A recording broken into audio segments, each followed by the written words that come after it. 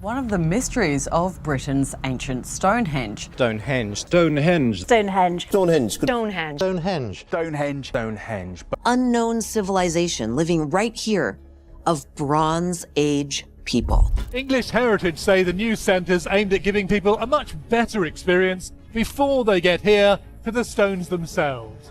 For centuries, Stonehenge has been studied, measured, photographed, and debated. Archaeologists mapped it by hand, engineers modeled it with modern tools, and historians built theories around what Neolithic people should have been capable of. In 2024, something different happened. Instead of asking humans to interpret Stonehenge, researchers let artificial intelligence analyze it directly.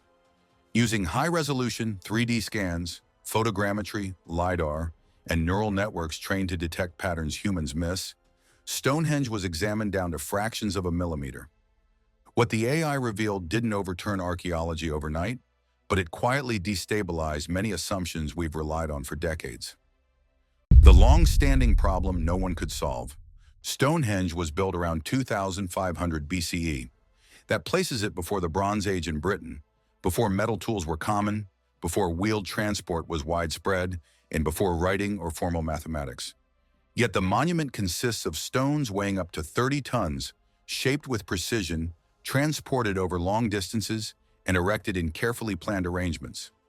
They did one final survey and made the most remarkable discovery of the entire study, 3 feet below the earth. The smaller blue stones came from Wales, about 150 miles away. The traditional explanation has always been communal effort.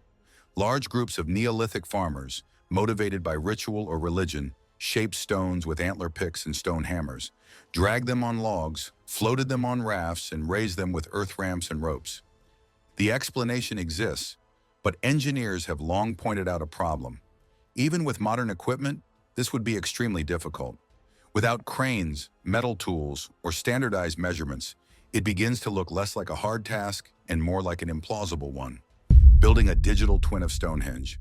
The 2024 breakthrough came from a joint British-American research team that created the most detailed digital model of Stonehenge ever attempted. They scanned not just visible stones, but buried features, fallen lintels, and surrounding terrain.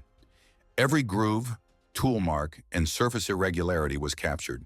The result was a complete digital twin, precise enough for AI systems to analyze construction methods, geometry, acoustics, and landscape integration simultaneously. This wasn't about guessing intent. It was about letting patterns emerge from data, tool marks that don't match the timeline. The AI identified at least 5 distinct stoneworking techniques. One matched expectations, pecking and grinding with stone tools. That's standard Neolithic technology. But other techniques did not fit. Sound leaves your hands, goes off, then it hits all the stones in the circle and comes back, and because I'm right in the center, there's a bit of a focus. On lintels and tongue-and-groove joints, the AI detected surfaces shaped with extreme precision, curves deviating less than 2 millimeters over spans of 2 meters. These weren't random results of hammering. They showed uniformity, planning, and repeatability. When compared against tens of thousands of known Neolithic tool signatures from across Britain, these marks stood alone. Nothing else from the period matches them. This doesn't prove advanced tools, but it does suggest methods and measurement systems that aren't part of the standard Neolithic narrative. Stonehenge as an acoustic structure. AI analysis didn't stop at shape. When researchers modeled sound behavior inside the reconstructed monument, they found something unexpected. Stonehenge is acoustically tuned. The spacing and curvature of the stones create constructive interference at specific frequencies, especially between 95 and 120 hertz. Sounds at these frequencies amplify dramatically within the circle. Move a stone even 1 meter and the effect collapses. According to the AI, the odds of this happening by chance are less than 1 in 10,000. This means Stonehenge wasn't just visually planned, it was sonically engineered. Mathematics embedded in stone. When the neural networks analyzed spatial relationships, they found repeated geometric patterns, specifically right triangles with 3 to 4 to 5 ratios. These are Pythagorean triangles, formally described 2,000 years later in ancient Greece. Stonehenge contains at least 7 of them, embedded in stone spacing, circle layouts, and auxiliary features. The AI also detected a precise approximation of pi. The ratio between the Sarsen circle's diameter and circumference is accurate to within 99.7%. That's more precise than the calculations used by ancient Egypt or Babylon. Again, this doesn't mean Neolithic people wrote equations, but it does suggest they used construction methods that consistently produced advanced mathematical relationships. Astronomy beyond the solstice. Everyone knew Stonehenge aligned with the summer solstice. What the AI revealed was that this alignment had been only the most obvious feature, almost like the headline everyone noticed, while the rest was overlooked. When the system reconstructed the sky as it appeared in 2500 BCE, it found that Stonehenge also encoded the 18.6-year lunar cycle, a complex astronomical pattern tied to how far north and south the moon rose over time. This was not something observable in a single season. It required patient watching, repeated recording, and comparison across many years. The station stones marked the moon's extreme positions across this cycle with remarkable precision. That implied not just sky watching, but a stable method for preserving measurements so they could be checked and repeated. This knowledge had been thought lost until much later in human history. Tracking this cycle was not symbolic. It required long-term data collection and mathematical planning, plus a reason to care about accuracy over decades. A reversal of technological progress. Perhaps the most unsettling pattern emerged when the AI separated construction phases. The earliest stones showed the highest precision and complex astronomical alignments. They appeared to be the work of people who already knew what they were trying to achieve before the first stone was set, relying less on improvisation and more on planning. Later additions were worse. This was the opposite of how civilizations usually developed. Instead of learning and improving, Stonehenge showed peak skill first and gradual loss afterward. It looked less like innovation and more like preservation. Why transport theories fell apart. AI simulations tested traditional transport methods using the actual scanned shapes of the stones. Many sarsens had protrusions and irregular surfaces that would have destabilized log roller transport. The model showed a 92% chance of failure, with stones tipping, rolling off supports, or cracking under stress.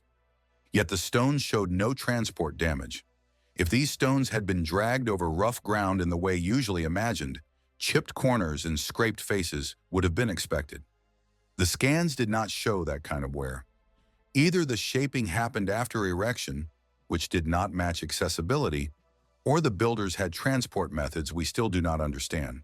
The bluestones and a stranger selection process. The bluestones were not taken from a single convenient quarry. AI-assisted chemical analysis showed they came from multiple outcrops across Wales. They had been deliberately selected. That distinction mattered because it suggested intention rather than convenience. When modeled together, these stones produced subtle magnetic anomalies. The variation was small but detectable. This raised an uncomfortable question. How did Neolithic builders identify magnetic effects without any known framework for understanding magnetism? Stonehenge was never alone. Ground-penetrating radar revealed more than 200 buried features surrounding Stonehenge. When mapped, they formed large-scale geometric patterns stretching across miles of terrain. Even the landscape itself appeared shaped, and sight lines engineered. This was not just a monument, it was a deliberately designed environment, with Stonehenge positioned as the focal point rather than the whole story. AI acoustic modeling showed that surrounding hills and valleys funnel sound toward the stone circle. People miles away could produce sound that converged at Stonehenge and amplified inside it. To participants within the circle, the effect would feel overwhelming, voices emerging from the ground itself. Mainstream archaeology offers reasonable counter-arguments.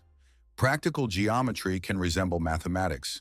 Circular stones naturally affect sound, and later builders may have valued symbolism over precision. Radiocarbon dating still places construction firmly in the Neolithic, but skepticism doesn't erase the anomalies. It just frames the debate. So what was Stonehenge actually for? The AI evidence suggests Stonehenge wasn't a single-purpose monument. It integrates astronomy, acoustics, geometry, magnetism, and landscape engineering. Some propose healing rituals, others suggest an astronomical calculator. It functioned as a warning system, tracking lunar and solar cycles linked to climate instability and disasters. If so, Stonehenge wasn't built for worship. It was built for survival. What AI has really changed? AI hasn't solved Stonehenge. It's made it harder to dismiss. What looks like primitive construction under human eyes looks like integrated engineering under machine analysis. Maybe the problem isn't that ancient people were incapable. Maybe it's that we underestimated them. Stonehenge doesn't look like the dawn of civilization anymore. It looks like the remains of knowledge are already fading.